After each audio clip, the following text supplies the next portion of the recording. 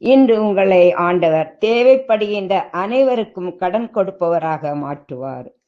என் குடும்பத்தில் சந்தோஷம் இல்லையே, ஒரு அமைதி இல்லையே, கடன் பிரச்சனையினால் வேதனைகளும் துன்பங்களும் எங்களை நெருக்கிக் கொண்டிருக்கிறது. கடன் பாரத்தினால் நொந்தி நொறுங்கி நூலாகி சோர்ந்து பிறக்கும் உன் ஜபங்களையும் கதறலையும் கண்ணீரையும் நான் கண்டேன். நீ இழந்ததை திரும்பப் பெறுவாய்.